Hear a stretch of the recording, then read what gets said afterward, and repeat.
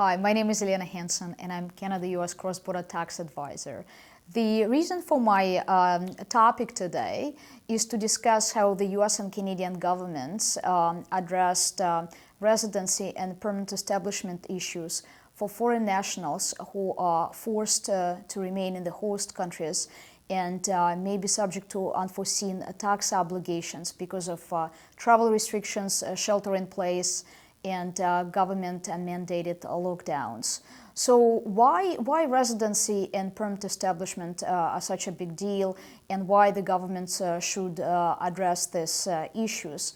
Well, once one becomes a resident or creates a permanent establishment in the other country, such individual or entity become taxpayers. So to the extent we can avoid that complexity and cost, we certainly would like to do that. So before looking into what the government have recently issued in their guidance, let's first look how the residency is defined under both US and Canadian tax laws. In the States, the residency for individuals is defined based on several factors. First, it's the citizenship. If you're a US citizen, you're a US resident. Therefore, you're taxed, irrespective where you reside. Secondly, it's a green card test. If you're an individual who possesses a U.S. green card, you're likely a U.S. resident. There are very limited circumstances when you can get out, but that may jeopardize the ownership of the green card from the immigration perspective. And third, it's the substantial presence test. You probably heard about that. That's a number of days a foreign national can spend in the States before becoming a U.S. resident under the domestic law. And that test can be applied either for a single year or for 3 consecutive years. On the Canadian side, however, the residency is defined either as actual residency or deemed residency. Again, I'm sticking to individuals right now as taxpayers.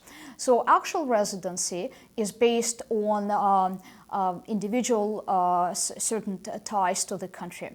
Again, it's a facts and circumstances test. And deemed residency is a bright line test. It's the number of days a foreign national spends in Canada and becomes a Canadian resident because of the substantial presence in the country. When it comes to corporations, Canada-US tax treaty is defined residency that's addressed in Article 4 is defined residency where the corporation has been created, and that's pertaining to regular corporations, Canadian federal or provincially incorporated entities, or US C or S corporations.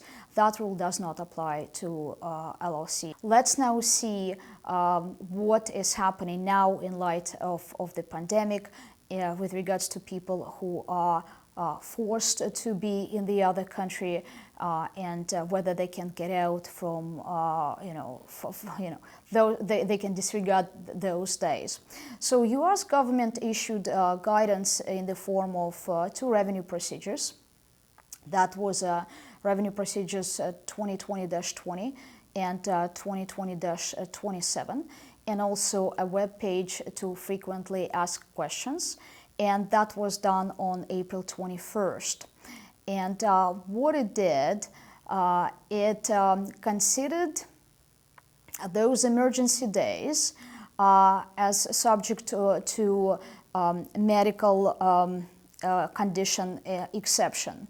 So when I was referencing U.S. residency, I mentioned citizenship, green card ownership, and substantial presence test. What I did not mention is there are actually a number of exceptions where one can be meeting a number of days, but able and eligible to exclude those days for residency purposes. So one of those exceptions is a medical condition exception.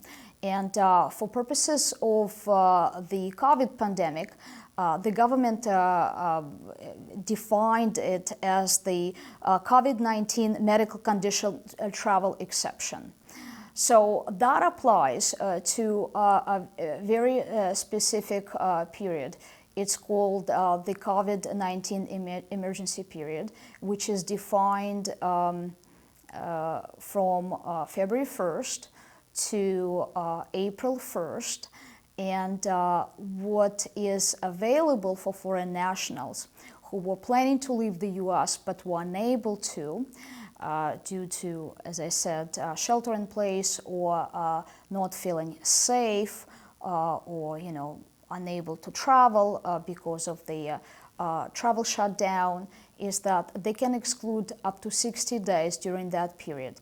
The 60 days must be consecutive, which means that the earliest you can exclude out is from February 1st to the end of March, and the latest from April 1st to the end of May.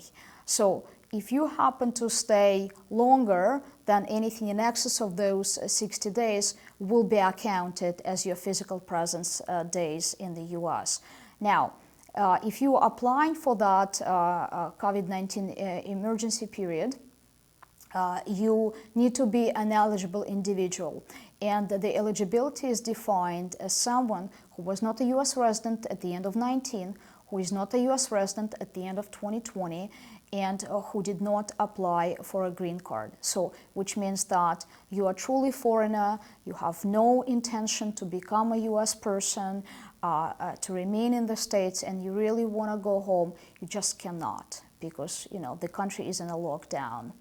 So, with regards to the reporting, the rules are as follows. If you are required to file a U.S. tax return on Form 1040-NR, that's the form which is designed specifically for foreign nationals who recognize certain income from the States or required to make certain disclosures.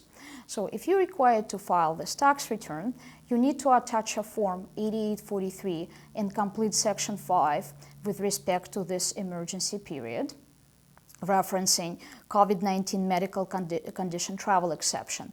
If you don't have to file Form 1040-NR, you're not required to file Form 8843 on its own, but you need to have a documentation in case the U.S. government requests and wants proof as to why you excluded those days. All right.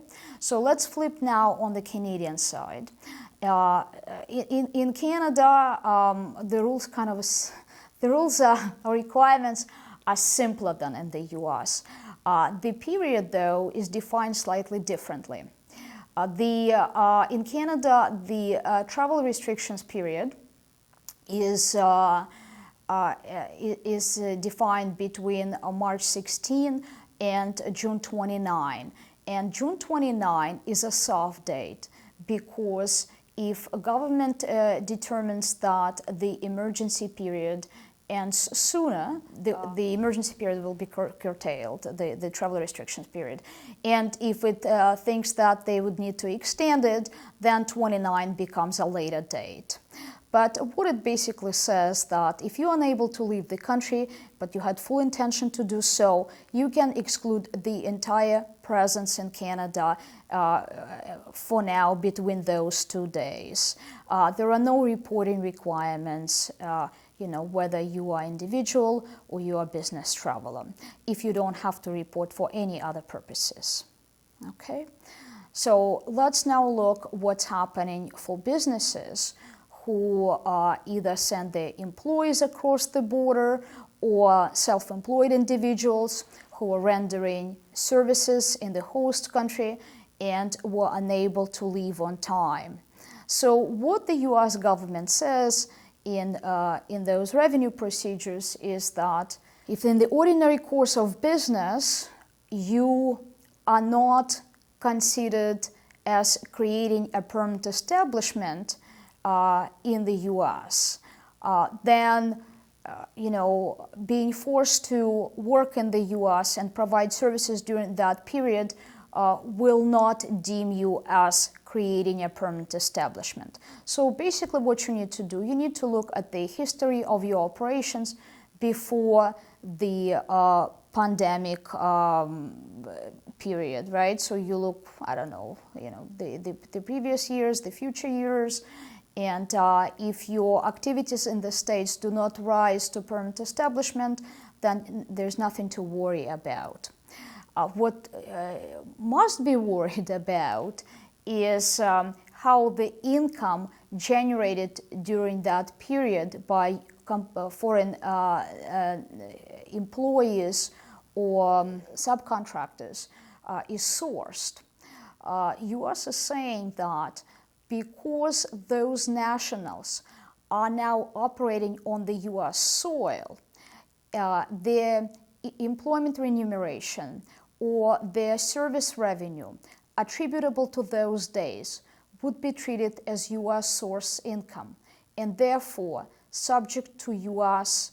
either reporting or taxation. So if attributable income is less than $3,000 for individuals, then you do nothing. If it's in excess, because $3,000, it's a domestic exception. Actually, that exception has been around since 1966 and hasn't changed. They're $3,000.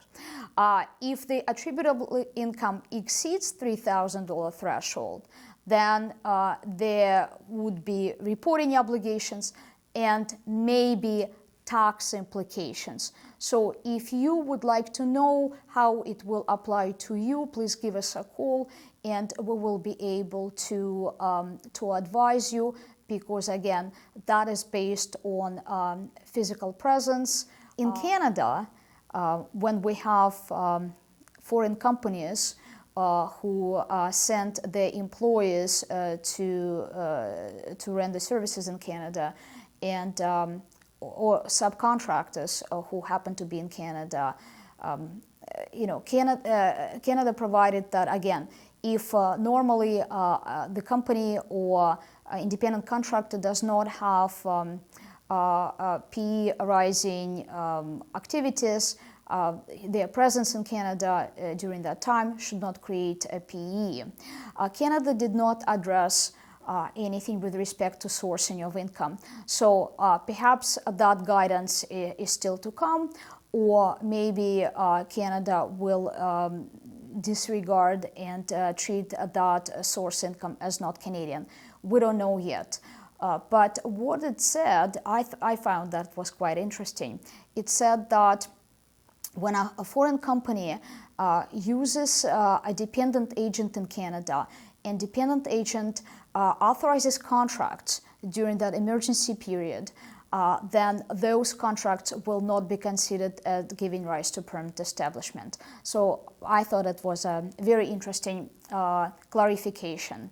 So as you can see, both governments thought that this topic is very important and must be addressed timely, and we're very thankful. We wanted to do this presentation of this discussion about a month ago, but we're waiting for Canada to come forward and also provide guidance, which it did last week on May 19. So now we have government advice, and which enables us to plan for taxpayers, individual taxpayers and business entities with respect to their 2020 tax obligations, and also to assist them with tax returns next spring when tax time comes. So on that note, I would like to thank you for listening to us. If you have any questions, please list them below.